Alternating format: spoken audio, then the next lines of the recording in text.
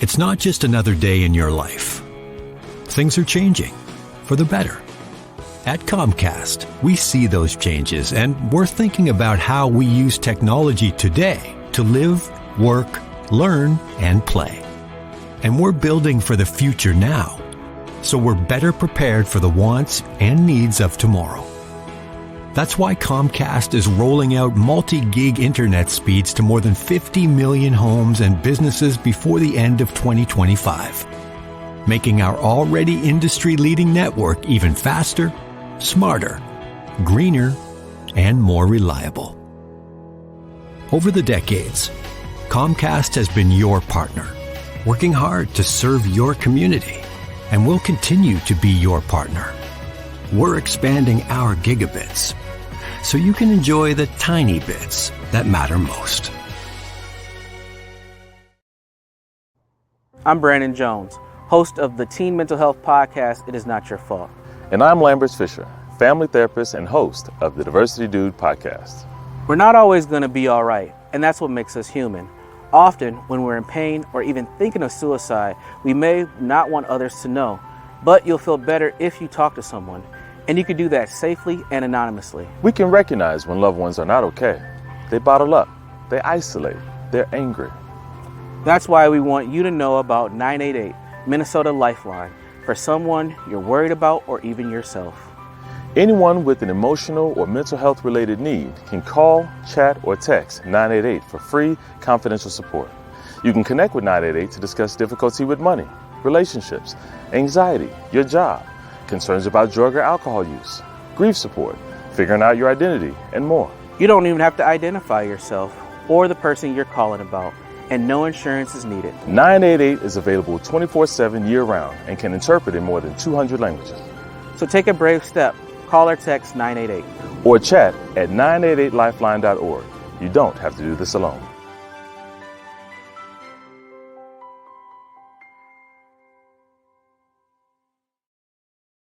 Want your boss to put some real action behind the rhetoric when they talk about making your workplace more inclusive? Find out how to hold their feet to the fire and demand diversity on the Diversity Dude podcast.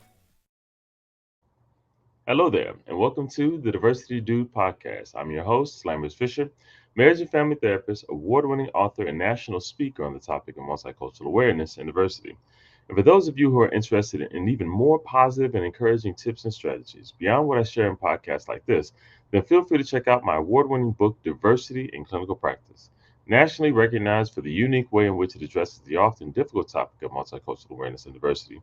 Designed for more than just therapists, if you're a helping professional in any way, Diversity in Clinical Practice can help you meet the greatest variety of cultural needs possible for those whom you serve.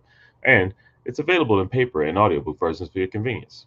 And if you haven't heard it yet, I invite you to visit TED.com and check out my talk called What to Do When You Offend Someone, where I offer a positive and practical perspective on how to navigate unintentional offenses in daily life. To date, it's been viewed over 500,000 times. Check it out for yourself. And if you're encouraged as well, share with a friend. And whether it be through my one-on-one relationship building efforts as a therapist or my informing and empowering efforts as an author or speaker, know that my personal mission is to do my part to improve the world one strengthened relationship at a time. So, today I want to share with you an encouraging perspective on avoiding ignorance-based cultural hate.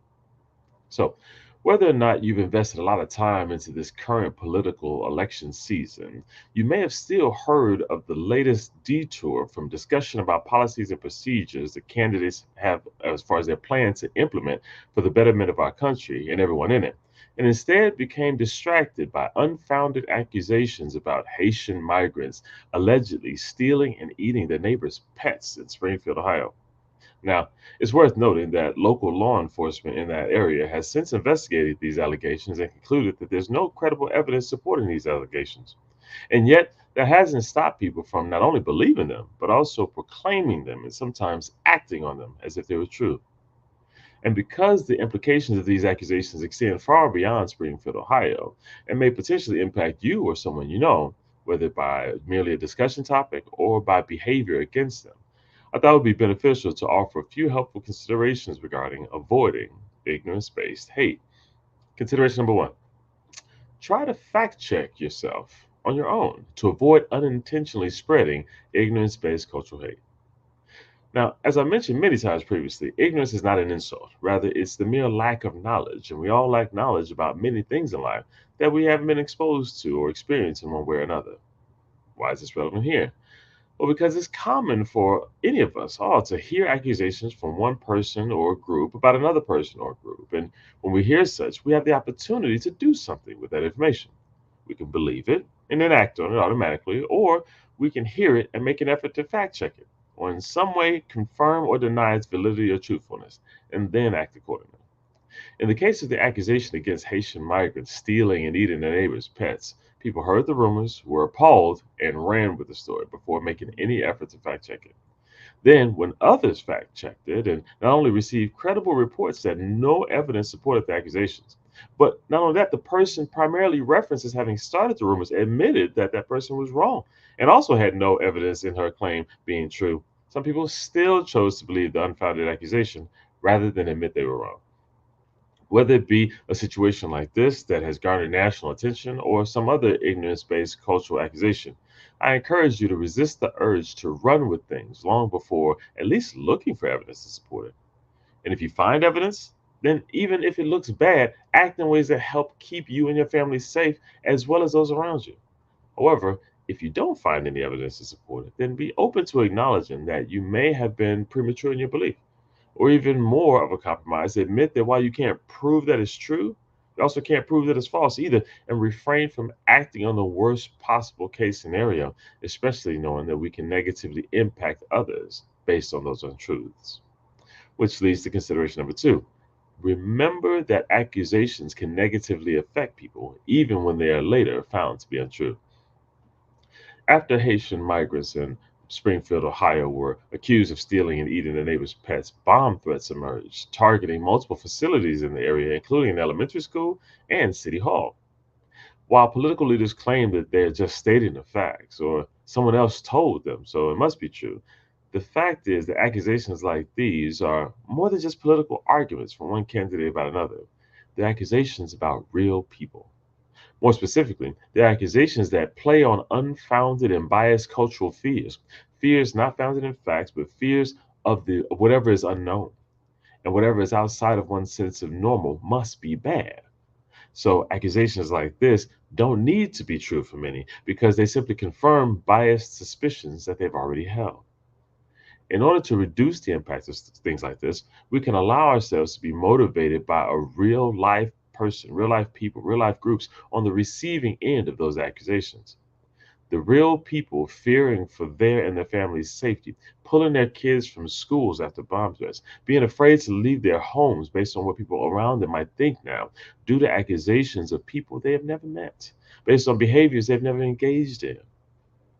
This is how some have to worry about how others may feel compelled to act on them in order to protect themselves from harm by harming them, even though they were never the threat that they were perceived to be in the first place. Ask yourself, consider how you would feel if someone accused you and your family or cultural group of something and it was resulting in bomb threats or suspicion that you and your family safety might be in danger. Would you be reassured by someone defending that the facts don't matter, or unless you can prove that you didn't do it, the accusation is enough to harm you? And then think about consideration number three. With leadership comes a responsibility, or dare I say, an accountability for what's been said or done because of the impact it has on others. While people say things all the time with varying degrees of truthfulness and impact, leaders do not have the luxury of separating their words from the impact of those words on others. Leadership is not only about healthy and wise decision making to positively impact many, but also about owning the impact we have on others and modifying our actions in light of the impact we have on others. Because of this, while I understand that at times misunderstandings do happen, as soon as we become aware that what we've shared may not be true, then we have a responsibility to correct our error, not lowering ourselves in shame for the existence of a misunderstanding, but instead to reduce the further spread of that misinformation and thus reduce the negative impact of that misinformation near and far on the individual, real life people at the end of those accusations. My hope for you is that you will make every reasonable effort to reduce the impact of bias-based cultural misunderstandings by checking your own biases whenever possible, keeping the ones based on confirmable fact and personal experience, and letting go of the ones that are based on unfounded and biased suspicions, and having the self-esteem and confidence to openly correct your own misinformation. In doing so, true wisdom is shown. True leadership can be shown. And it actually increases the likelihood of people trusting your trustworthiness because you will gain a reputation for holding yourself accountable before others are forced to hold you accountable. Correcting your own errors before others feel compelled to force you to do so. And prioritizing the well being of those whom you are actually leading and serving. This is what avoiding ignorance based cultural hate can look like. In doing so, it can reduce the need to do so more and more moving forward for the benefit of us all. And with that, I'll say thanks again for listening in to today's Diversity Dude podcast. If you have any pressing diversity related questions that you'd like me to address on an upcoming podcast, or an organization is in need of a shame free or empowering guest speaker or training on this often sensitive topic, then feel free to reach out to me directly at www.diversitymadesimple.com. And if you know of anyone else who can benefit from a positive and encouraging perspective on this often difficult topic of diversity, then feel free to send them a link to this podcast so they can be encouraged as well. Or share with them my award-winning book, Diversity in Clinical Practice, available at Amazon.com. And don't forget to visit TED.com and check out my talk on what to do when you offend someone. I hope it inspires you and that you share it with someone else so they can be inspired as well. And as usual, I look forward to addressing as many topics as possible in future podcasts to help you improve as many relationships as possible at work, at home, and in your community. And as always, remember this: you don't need to know everything about everyone in order to have a positive impact on someone.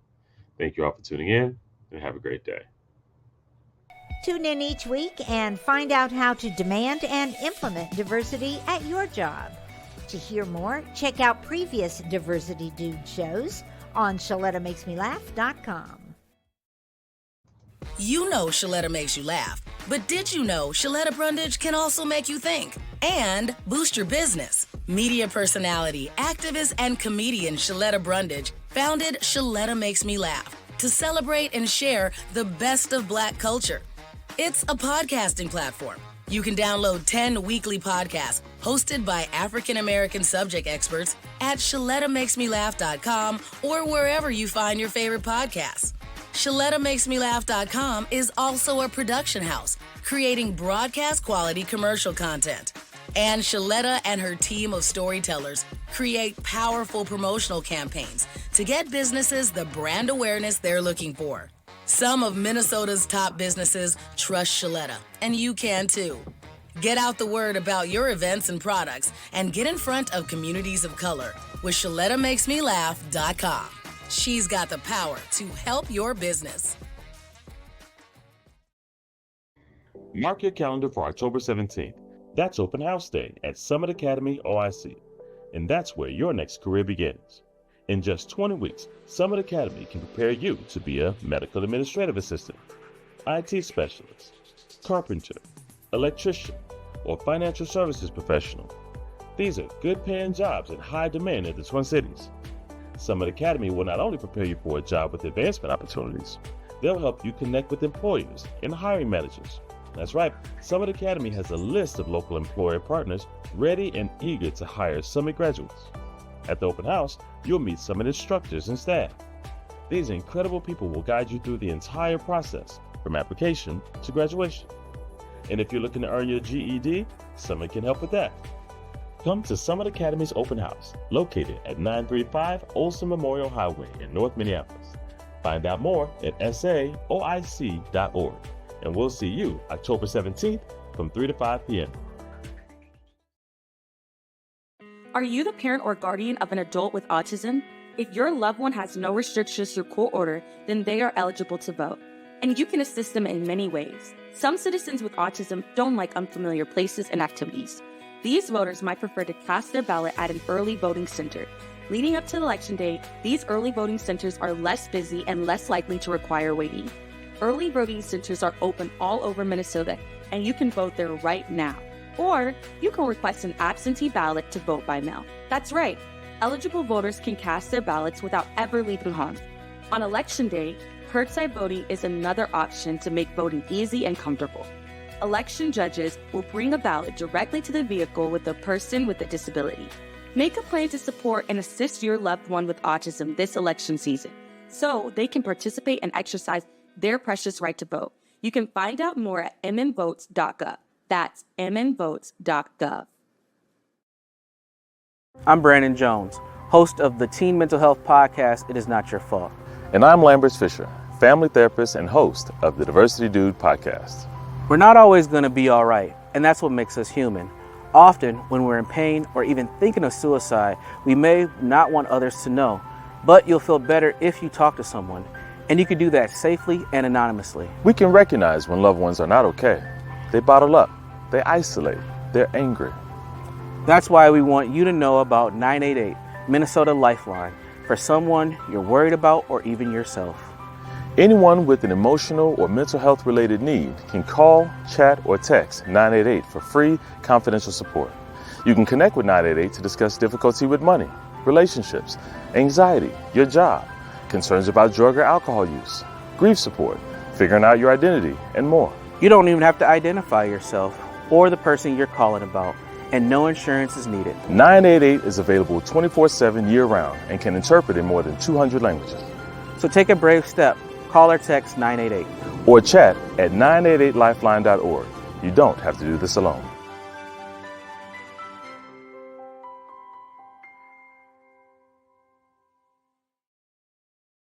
If you live in an older home, it may contain lead-based paint on walls, woodwork, and windows. Even more bad news, lead exposure can be dangerous to young children and impact their brain development. And now, the good news. Hennepin County will fix lead hazards in your home at no cost to you. We were worried because of the paint in the windows in the bedroom. They were peeling and chipping, and we know that when paint peels and chips and it looks a certain way, that's possibly lead. We were worried for our children more so than anything. Eligible homes can qualify for up to $15,000 in upgrades. You may even qualify for new energy-efficient windows. Don't worry, Hennepin County has a trusted list of pre-approved contractors. You won't even have to find companies with correct licenses or certifications. I've just done a test and it's positive. So we know that this is lead-based paint, and then we know it's a hazard because it's creating dust every time this window moves and opens. And if you look in here, that's just full of lead paint chips. You won't have to stay with your cousin while you're getting the lead out. Hennepin County even pays for you and your family to stay in a hotel while the work is underway. The last good news is how easy it is to apply. Just go to hennepin.us/lead control to get started. I'm really happy with the program. We can go to bed knowing that our children are safe. That's hennepin.us/lead control. Tell your friends about it.